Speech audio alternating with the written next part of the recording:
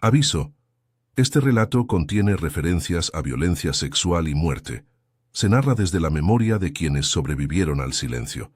Encontró a su hija encogida detrás del payol, la falda hecha jirones, la mirada que ya no buscaba consuelo en el mundo. No hizo falta preguntar. Rosa bajó la cabeza y la vio pedir con la boca y con los ojos una cosa que no tenía nombre, que ese daño no quedara sin respuesta. Fue una promesa en la penumbra, una palabra jurada entre dos cuerpos que apenas se sostenían. Benedita expiró esa noche con la mano de su madre apretándole el cabello.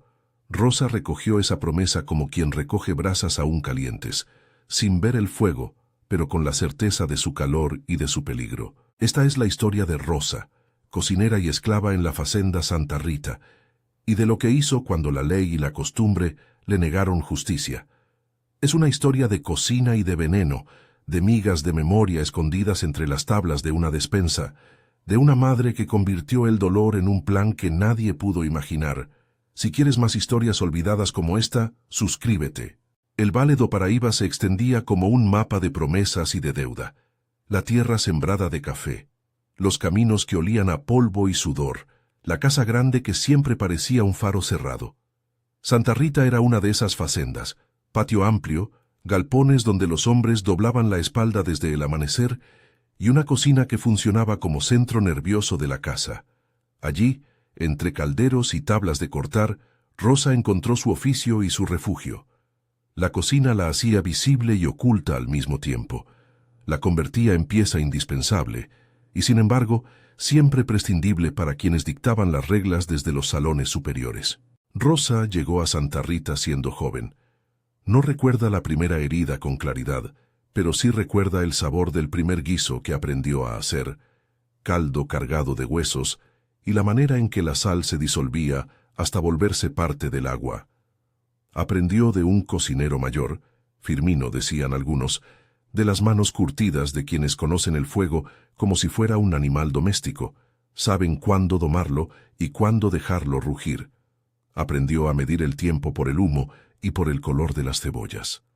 Aprendió a leer las necesidades de la casa grande con la misma precisión con la que leían una olla a presión.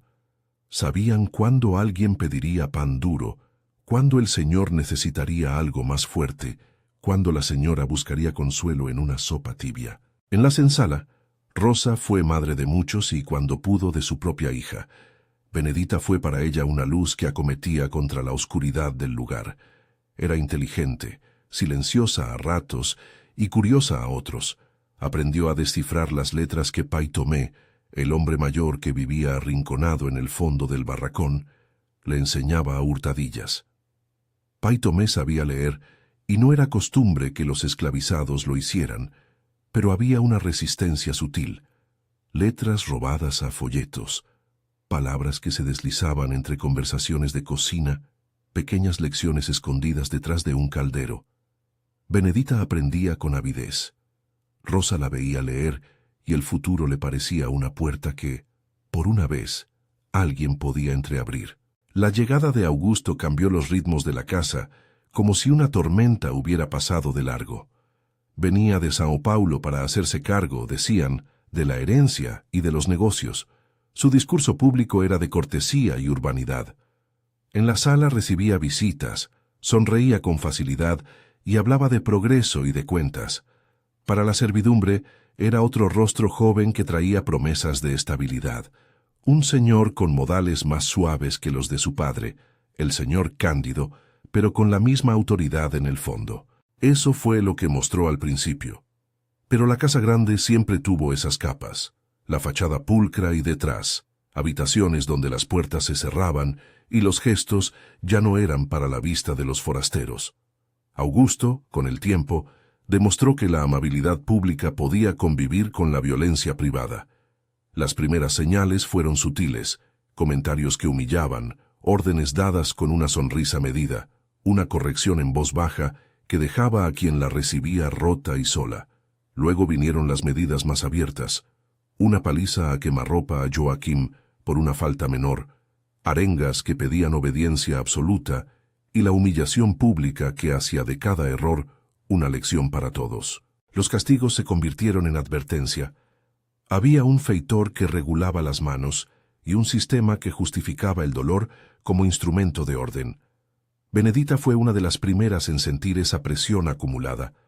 Al principio fueron miradas que la vaciaban, comentarios sobre su postura, sobre su silencio, después castigos más concretos, azotes que marcaban la espalda, tareas que multiplicaban la jornada. Una vez, dicen, recibió 20 chivatadas por una desobediencia que nadie entendía. 20 latigazos que dejaron en la carne un mapa de vergüenza. Rosa contó cada marca como si numerara cuentas que no cerraban. Cada marca era una suma de humillación en la vida de una hija que apenas respiraba por las noches. La brutalidad de Augusto no se limitó a la violencia física. Fue también una depredación de la dignidad de Benedita, miradas que pretendían poseer, mandatos que transformaban la vida íntima en campo de conquista. La joven se fue cerrando como quien guarda algo que no quiere perder. Su voz, su risa, los sueños de leer en voz alta. A pesar de todo, había momentos en que Benedita buscaba refugios pequeños. La cocina al mediodía, cuando los humos del guiso la cubrían y Rosa le dejaba las migas de pan, o la voz de Pai Tomé que le susurraba las letras por la noche. Los avisos de la casa no se filtraron a la prensa ni a los libros de cuentas. Las leyes del lugar eran estructuras que protegían a quien tenía títulos y tierras. En la práctica, la justicia era una sombra que no alcanzaba a las costillas de los esclavizados. Cuando la queja se convertía en voz, su eco se perdía en los salones. Por eso, cuando Benedita murió a los 18 años, no hubo un tribunal que buscara responsabilidades. La muerte se pronunció en silencio. Dijeron que había sido una fiebre, una desgracia que a veces golpea sin aviso. Fue una explicación que cerró bocas y mantuvo puertas cerradas. La promesa de Rosa nació precisamente de esa ausencia de justicia.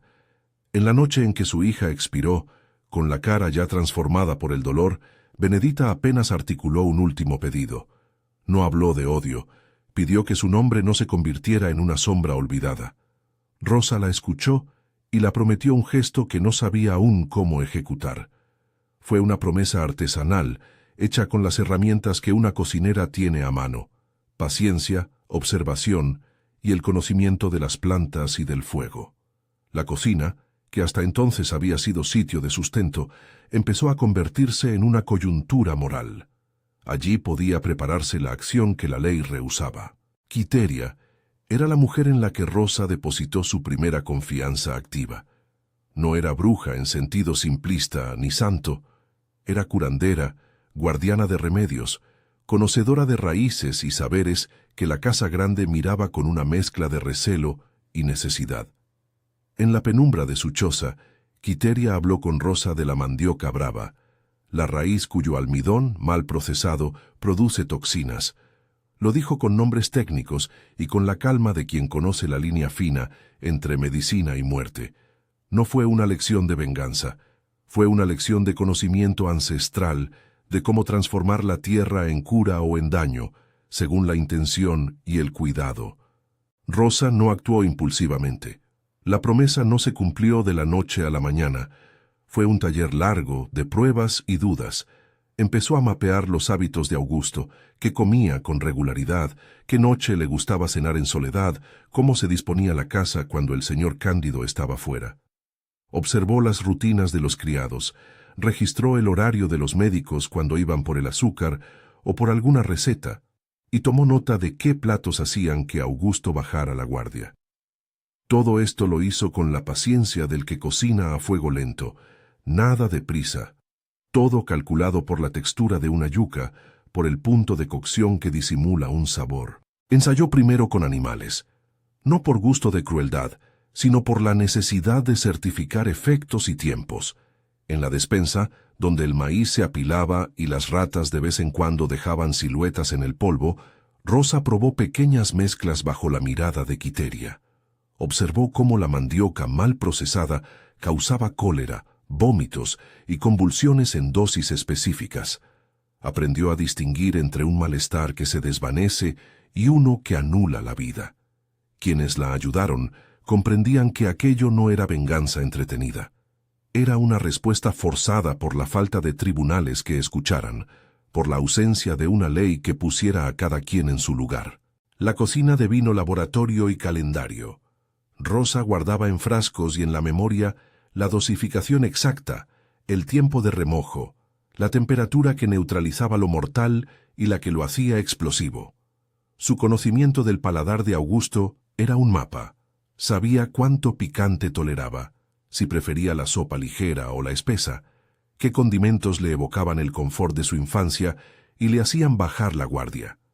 Registró también la presencia del señor Cándido en la facenda, los periodos en que salía por negocios, las semanas en que la casa quedaba en manos de su hijo. Elegiría una noche en que la ausencia del padre hiciera que la muerte de Augusto quedara, de inmediato, como una desgracia doméstica sin mayor investigación. Era un cálculo de efecto y apariencia. Los síntomas debían parecer naturales dentro de la mala salud común del lugar. Mientras aprendía, Rosa no dejó de ser la mujer que servía a la mesa cada día. Sus manos no se apartaron de la cuchara y del cuchillo. Las manos eran su lenguaje. Cortaban, sostenían, mezclaban y recordaban. Era una paradoja que la misma mano que amasaba y daba pan pudiera preparar algo que provocara la caída final de un hombre. A cada movimiento, a cada gesto en la cocina, venía la imagen de Benedita, su risa aprendiendo las letras, la manera en que se escondía detrás de una olla para leer sin que la vieran. La venganza se filtraba en los guisos como un sabor oculto. No era alegría la que la movía, sino una resolución fría, muy medida, forjada en la tristeza. No todo el mundo en la facenda miraba igual. Había complicidades pequeñas y silencios grandes. Joaquim y Tobías, hombres de confianza entre los esclavizados, reparaban en ciertas ausencias, en ciertos recipientes que cambiaban de lugar sin razón aparente. El feitor miraba un poco más de cerca cuando alguien faltaba una porción, pero siempre supo mantener el equilibrio entre sospecha y orden. Denunciar a quien hablaba demasiado podía ser peligroso para todos. En esas circunvalaciones de silencio, Quiteria ofrecía su saber en voz baja y en gestos lentos. No interrogaba la moral de Rosa, la acompañaba en el oficio antiguo de la supervivencia. El plan, entonces, avanzó como un fermento que trabaja en la noche. Rosa fue aprendiendo a construir una apariencia de normalidad que nadie sospechara. La apariencia era su mejor aliada. Era quien servía con el rostro inalterable, quien secaba lágrimas a escondidas, quien repartía pan sin que la gente notara que la mano que partía la masa estaba temblando por dentro.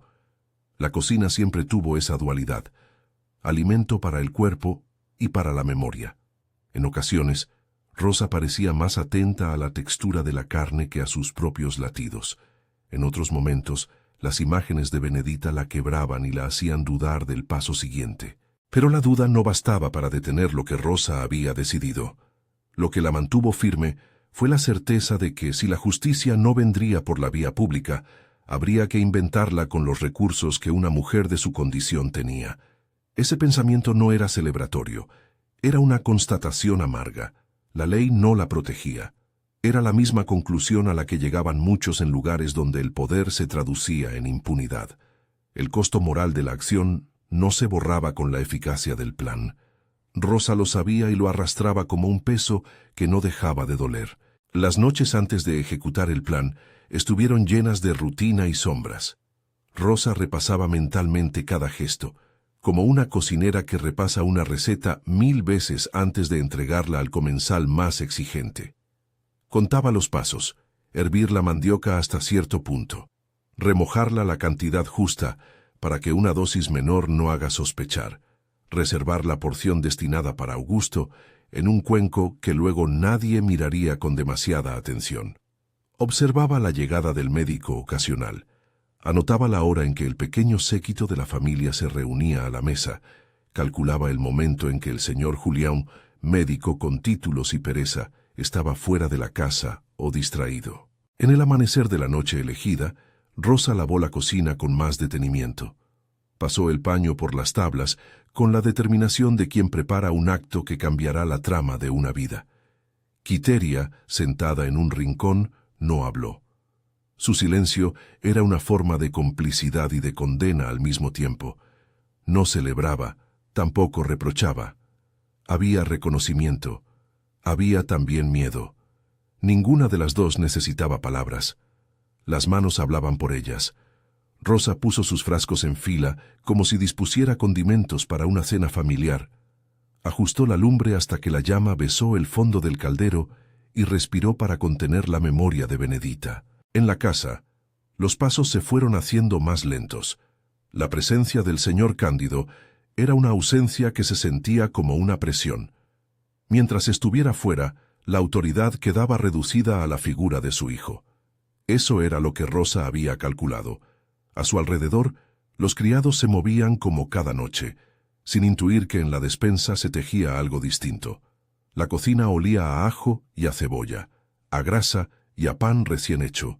Era una atmósfera que nadie relacionaría con un acto pensado para romper el orden establecido. Rosa colocó la cuchara de palo junto al caldero y se permitió un instante de contemplación. Pensó en la pequeña voz de Benedita, en la promesa que aún vibraba dentro de su pecho. No buscaba el alivio del odio.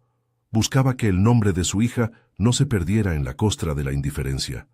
Contó de nuevo en voz baja las horas que quedaban hasta la hora de la cena. El plan, en su precisión, necesitaba de ese tiempo para asentarse como un guiso que gana cuerpo con la paciencia. Y entonces, en la penumbra precisa que antecede al momento de actuar, cuando la casa ya se disponía para la calma de la noche y la lumbre marcaba sombras líquidas en las paredes, Rosa apretó los dientes y comenzó a preparar lo que llamaría, en adelante, la cena que cerraría una historia. No era un acto de alegría ni de triunfo, era una respuesta al vacío que la justicia había dejado. Mientras removía el contenido del caldero, pensó en las manos de Benedita, en su piel, en su risa escondida entre las ollas. Sintió la respiración corta, la sangre en las sienes, el peso de la promesa completa y al mismo tiempo la certeza de que a partir de ese gesto la facenda nunca volvería a ser la misma. En el umbral entre el ruido de las cucharas y el silencio que vendría después, Rosa alzó la tapa del caldero y aspiró el vapor. Encontró allí, mezclados, los olores de su oficio y la memoria de su hija. Sabía que al final de la noche se cruzaría una línea. Lo sabía y lo aceptó con la gravedad de quien comprende que las respuestas extremas nacen en tierras donde el derecho no germina. Fue un instante de calma antes de la tormenta. La cocina se cerró alrededor de su decisión. La casa no sabía que esa noche la cena vendría con una carga que nadie esperaba. La casa no sabía que esa noche la cena vendría con una carga que nadie esperaba. Los comensales ocuparon sus lugares como cada víspera. Servilletas limpias, copas que brillaban bajo la luz de las lámparas, conversaciones sobre cosechas y cuentas que en esas horas parecían más ligeras. Augusto se sentó con la altivez pulida por la costumbre y por un instante pareció un joven dueño de todo aquello que la facenda ofrecía: tierra, silencio comprado y una familia que en público lo aplaudía. Alrededor los sirvientes se movían sin ruido, con la práctica de años que vuelve invisible lo que es imprescindible. Rosa, con las manos que ya eran cartografías de leños, huesos y trabajo, puso a la mesa el cuenco que guardaba la porción pensada. Lo hizo con la misma calma con la que uno presenta un plato en el que no caben sorpresas. La cuchara marcó el ritmo, la servilleta se dobló al tiempo, la mirada se bajó cuando debía bajar. Nadie reparó en la ausencia de gestos. Nadie advirtió la tensión contenida en el pulso que sujetaba la tapa antes de cubrir la olla. Quiteria, a cierta distancia, guardó la mirada como quien pide perdón al silencio, y a la vez lo ofrece al que decide. Augusto comió. Se limpió la boca con el dorso de la mano, sonrió por un motivo que nadie supo descifrar, y luego se levantó con la seguridad de quien cree que todo aquí está bajo su control. Fue necesario un tiempo breve, apenas suficiente para que la cena terminara de consumarse, y las copas quedaran con unos restos de vino, para que el primer síntoma se mostrara, un estremecimiento que en la piel del joven no parecía corresponder a la conversación. Pasaron unos minutos más, y aquello se hizo evidente como una sombra que se extiende sin pedir permiso. Vómitos, sudor frío, una palidez que robaba el color de la cara. Al principio, la familia creyó en la mala digestión, después en la fiebre pasajera. Las explicaciones pusieron nombre a lo que no querían ver: la fragilidad de un cuerpo perteneciente al linaje que nunca se cuestiona. El médico fue llamado. Julián llegó con su saco y su indolencia de quien sabe curar palabras antes que dolores. Observó, palpó, preguntó lo que pedían los protocolos y dictaminó en voz alta lo que la casa necesitaba escuchar. «Cólera fulminante», murmuró, y la palabra pronunciada por alguien vestido con autoridad fue suficiente para cerrar bocas, apagar sospechas y determinar un destino. Se ofrecieron emplastos, alcoholes, baños fríos, remiendos para una enfermedad que, según el pronunciamiento del profesional, no tenía un culpable humano sino la fatalidad del cuerpo. Augusto se fue degradando con la misma rapidez con la que se había acostumbrado a degradar a otros. Las convulsiones se sucedieron entre gritos que, sin embargo, nadie ya escuchó con la curiosidad del principio. Eran voces contenidas por el miedo y por la costumbre de no remover raíces que podrían arrastrar a todos. En la cocina, Rosa estuvo presente pero distante. Su cuerpo hacía lo que debía. Acercaba paños, servía agua, retorcía la mirada detrás de un gesto que a la casa le parecía normal. Dentro de ella, sin embargo, cada reacción del afectado era un registro. Había aprendido a observar las fases del mal porque había ensayado la proporción exacta, la forma en que la mandioca maltratada se manifestaba en la carne. Sabía distinguir un retortijón de una falla letal. Sin embargo, la constatación no aligeraba el peso que llevaba sobre el pecho.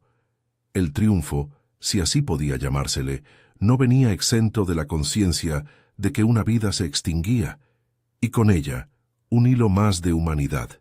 Cuando la muerte llegó, porque llegó y lo hizo en la madrugada con la frialdad seca de quien ha sido programada, la facenda se sumió en una ceremonia que disimuló preguntas y selló versiones. Se leyó la partida de defunción con la formalidad con la que se lee una carta de negocios. «Cólera fulminante», repetían algunos, como si el peso de la expresión fuera a bastar para contener la ola de significados. El señor Cándido regresó apresurado, con el rostro que alternaba entre la pena fingida y el interés por las consecuencias del acontecimiento en los libros y en los nombres. Mariana, la señora de la casa, lloró lo que la sociedad esperaba que llorase. Su luto fue la costura perfecta entre el deber y la pose. Nadie en la casa grande apuntó dedicatorias reales hacia la cocina. El velorio fue discreto y público al mismo tiempo. Familiares y vecinos hablaron de la bondad de Augusto, de su carácter inestable en la intimidad y de la tragedia que supone la pérdida de un heredero. Las palabras fueron un campo donde la memoria se acomodó con cuidado. No había contrahistoria que pudiera remover la narrativa oficial. Joaquim y Tobías miraron desde las esquinas con la prudencia de quienes saben calcular los peligros de un susurro. El feitor cruzó las miradas con elogio a la gestión ordenada de los sirvientes. Su preocupación principal parecía ser la capacidad de mantener la tranquilidad y la producción del ingenio que alimentaba la facenda. Y así, con médicos que certificaban lo que el poder pedía, y con manos que no se atrevían a denunciar por miedo a la represalia, la casa cerró la posibilidad de una investigación. Los pocos que sospecharon no reunieron pruebas que pudieran sostener una acusación formal. Nadie en la ciudad vino a cavar en la tierra de una propiedad que alimentaba a muchos. Nadie insistió en que un nombre necesitara reparación. La ley, como antes, permaneció íntima solo de los que la habían escrito para defender lo propio. En ese vacío el acto de Rosa se volvía un secreto que encontró su lugar entre la obligación y el silencio. La noche del entierro, cuando el cortejo bajó por el sendero que llevaba al cementerio de la facenda, Rosa se unió a la fila de sirvientes que seguían por inercia y por orden. Su delantal, ya lavado, no ocultaba el agotamiento. Caminó con la cabeza baja, observando las sombras que proyectaban los árboles. En su mente, Cada hoja era una página de la vida de Benedita que no quería que se desvaneciera. En el sepulcro, donde pocas flores llegaron y donde la tumba fue cubierta con prontitud, el ritual fue lo suficientemente público para que la comunidad viera el deber cumplido y lo suficientemente privado para que nada más quedara por decir. Los rezos se pronunciaron con la velocidad de quien desea terminar pronto. La casa volvía a su rutina y la tierra debía mantenerse sembrada para el comercio. Quiteria, que había estado en el origen del conocimiento, mantuvo su postura aparte. No celebró la muerte. Su rostro, curtido por la sagacidad de quien vive en los márgenes del saber tradicional, mostró la mezcla de pena y reconocimiento. Ella sabía que el remedio podía ser curación o sentencia. Sabía, además, que la decisión tomada por Rosa había nacido del desamparo. No hubo elogios en voz alta, solo una mirada de complicidad que decía más que cualquier palabra. Entre ellas se cruzó en silencio la conclusión de que las reglas del mundo no habían ofrecido otra salida. Pero también supieron que ese acto las marcaría hasta el final, no solo por la responsabilidad legal, sino por el peso de haber puesto la propia alma en un gesto que la ley no autorizaba. La vida cotidiana en Santa Rita se readaptó con la resiliencia del que tiene que continuar para sobrevivir. La casa grande continuó sus cenas, sus cuentas, sus fiestas, y la senzala reinició su rutina de trabajo. La fazenda produjo café, las cajas partieron, y el mercado siguió comprando la cosecha que alimentaba la opulencia de otros. En la superficie, la comunidad prefirió recuperar la calma. Bajo esa superficie, sin embargo, algo había cambiado. Una sombra recorría algunos miradas, una pregunta apenas susurrada, una tensión que se convertía en prudencia. Los criados notaron faltas de porciones, utensilios redistribuidos, el movimiento sutil de manos que ya no pertenecían solo al servicio, sino que portaban un secreto. Rosa continuó su labor. No abandonó la cocina. El oficio era su lugar en el mundo y también su prisión, y en esa contradicción encontró la manera de sostenerse. Se encerró en su trabajo con la misma disciplina de antes, pero ahora cada gesto llevaba el remordimiento y la certeza. Cada cuchillo que usó cortó también una fibra de su alma. Las manos, esa vez, ya no eran solo instrumentos, sino guardianas de lo que había pasado. A veces, cuando la noche bajaba sobre la choza y el humo del fogón se volvía más espeso, pensaba en las posibilidades que dejó de tener Benedita, las lecciones de Pai Tomé, los libros que la niña habría leído hasta el final, la vida que no llegó a construir. Se preguntó si su decisión había logrado salvar algo del nombre de su hija, o si, en cambio, lo había condenado a un olvido más profundo, oculto tras la limpieza que la sociedad exigía. Algunos, entre los esclavizados, reinterpretaron la acción como justicia, otros como desesperación. Joaquín y Tobías conservaron el silencio por supervivencia. Sabían que hablar podía arrastrar consecuencias que no estaban dispuestos a enfrentar. Pai Tomé, que había enseñado a Benedita a leer con piezas de papel robadas, tuvo otra reacción, más compleja. La palabra se volvió para él, una vez más, un instrumento frágil. Sus ojos, que habían sido testigos de pequeñas victorias de alfabetización, ahora se cerraban ante la evidencia de que el saber no bastaba para garantizar seguridad.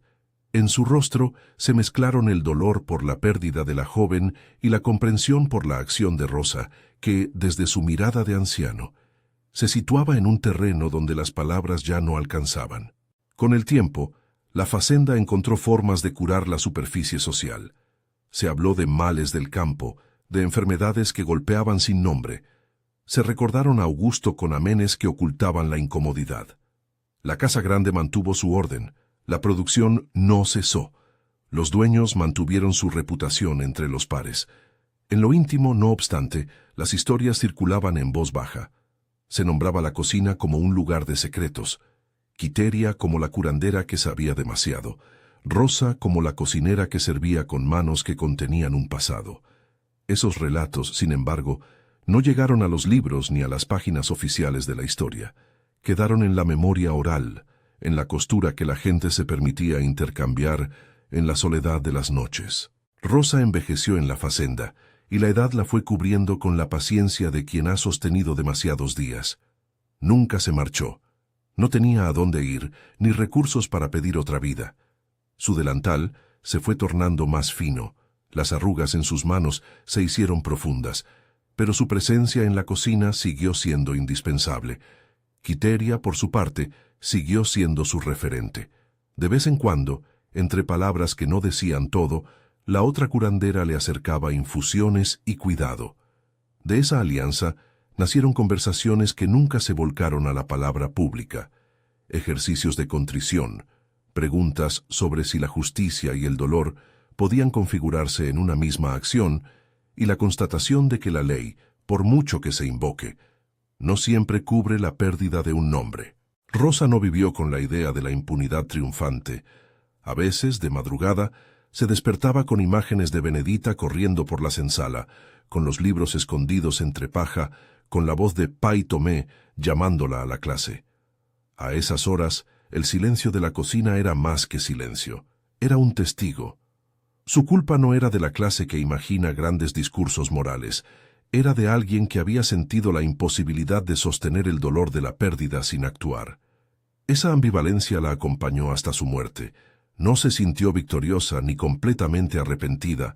Fue, como tantas personas en circunstancias donde la ley no alcanza, un ser marcado por la elección que tomó. Los años transcurrieron, y en 1874 Rosa falleció. La fecha no fue una apoteosis, fue el cierre de una vida que se había definido por la preocupación por los otros y por la soledad que impone la decisión de no contar todo. Murió como vivió, con discreción. La noticia recorrió la facenda sin sorpresa. Los que habían estado cerca recordaron a la mujer que trabajaba con la tenacidad del fuego. Quiteria estuvo presente, con manos arrugadas, haciendo las cosas que un rito demanda. Pai Tomé, cuando pudo, murmuró versos apresurados, palabras que eran más amparo que liturgia. Joaquim y Tobías, ahora mayores, asistieron al entierro. Sus miradas cruzaron el hueco que la desaparición de Rosa dejaba en sus propias historias. Fue sepultada cerca del lugar donde yacía Benedita. Las tumbas no tuvieron nombres que perduraran en piedra, fueron astas en la tierra, marcadas con la urgencia y la pobreza de quien no dispone de lápidas. Algunas cartas que podrían haber contado la verdad se quedaron en los pechos de quienes la conocieron. Si hubo un epitafio, fue el rumor que pasaba de boca en boca, la historia de una madre que no halló justicia y que, por eso, decidió tramar su propia respuesta.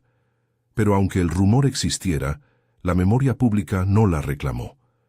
En los registros oficiales, las dos jóvenes quedaron como dos nombres que la burocracia no quiso pulir.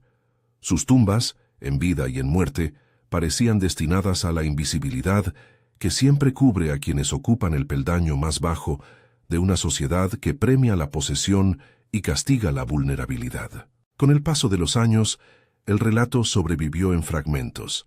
En la cocina, en las manos de las mujeres que aprendieron a cocinar, en las lecciones que Pai Tomé había transmitido a otros, en los silencios de Quiteria.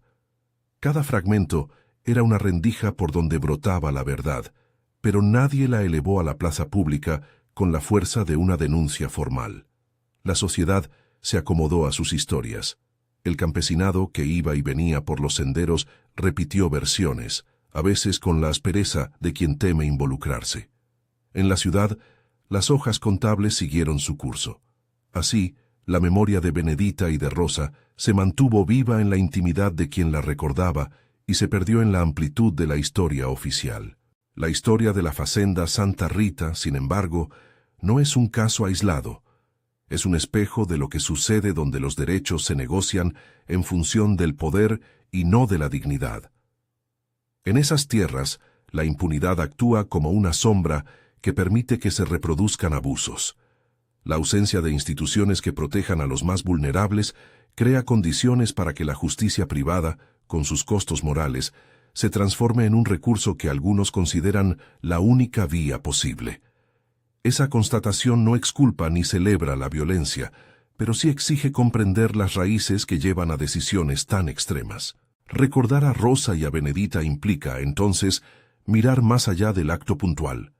Es ver el tejido social que permitió que la tragedia se desplegara. Es ver a una niña que estudiaba a escondidas mientras la comandaba una vida de servidumbre. Es ver a una madre que, ante el silencio de la ley, decidió que no quería que el nombre de su hija se perdiera. Pero también es mirar la necesidad de no transformar la desesperación en gloria. La historia no celebra la muerte de un hombre ni convierte la venganza en justicia. Lo que ofrece es un testimonio del dolor que la falta de instituciones puede provocar y de la manera en que el saber tradicional, esa receta de raíces y tiempos, puede, en manos de quien sufre, volverse instrumento de respuesta. Hay en la memoria que quedó una lección sobre el valor de nombrar a las víctimas y sobre el peso de las voces que no se escucharon. Las tumbas sin nombre que cubrieron a Rosa y Benedita son un llamado. No piden revancha, piden reconocimiento. Piden que se ponga en palabras lo que muchas veces la historia oficial elige ocultar. Piden, en definitiva, que se restituyan relatos que muestran la humanidad dispersa en los márgenes.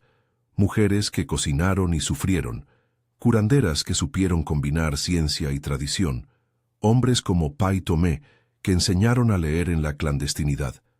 Sus historias, si se recuerdan, nos obligan a pensar en las maneras en que la justicia puede fallar y en las formas en que la gente desde su precariedad busca reparación. El legado de aquella noche en que la cena se convirtió en juicio permanece como una advertencia. No es una historia para celebrar la venganza, es una historia que interpela. Ese episodio nos coloca frente a la pregunta de cómo una sociedad administra la violencia cuando quienes sufren no tienen canales para denunciar ni redes de protección. Nos obliga a interrogar la normalidad de las estructuras de poder que durante tanto tiempo validaron la impunidad. Y sobre todo, nos pide evitar la repetición del olvido. Recordar es también una forma de justicia, un modo de restituir la dignidad que el silencio intenta borrar. Al evocar a Rosa, a Benedita y a Quiteria, conviene mantener la complejidad moral del relato. No se trata de santificar ni de demonizar, se trata de interrogar, de comprender que las decisiones humanas, cuando se toman con el costal lleno de desesperación, no son simples. Reconocer el dolor de quien actúa y el daño provocado por la acción misma son tareas complementarias. La historia exige empatía con la víctima, incluso cuando la víctima se vuelve agente de un acto extremo. Exige, también, el reconocimiento de que la ausencia de procesos equitativos puede llevar a soluciones que lastiman a todos. Hoy, cuando se mira hacia atrás, la figura de Rosa continúa siendo uno de esos personajes que la historia guarda en la penumbra, entre historias no contadas y relatos de cocina. Su oficio, que la hacía imprescindible y prescindible a la vez, se convirtió en el escenario donde se representaron las contradicciones de una sociedad. La mandioca brava, la mezcla que aprendieron a medir Quiteria y ella, es símbolo de un saber ancestral que puede curar y matar según las manos que lo manipulen. Esa ambivalencia es la metáfora más clara de una época y de una condición humana. El conocimiento no es neutral cuando se aplica en un contexto de desigualdad. Al final, no queda un veredicto de la historia que redacte lo que Rosa hizo como justo o no. Lo que queda es la necesidad de nombrar. Nombrar para que no se repita, para que los que vienen después no encuentren en la desesperación la única manera de existir. Nombrar para que los muertos tengan nombre y los actos de violencia no queden enterrados bajo la compostura de una casa que prefiere la apariencia a la verdad. Nombrar para que la cocina pueda volver a ser, algún día, el lugar del alimento y de la solidaridad más que el escondite de la venganza. Comparte este relato para que estas voces no se borren y cuéntanos en los comentarios qué te ha dejado esta historia. Ayuda a que la memoria de quienes fueron silenciosamente olvidados siga presente.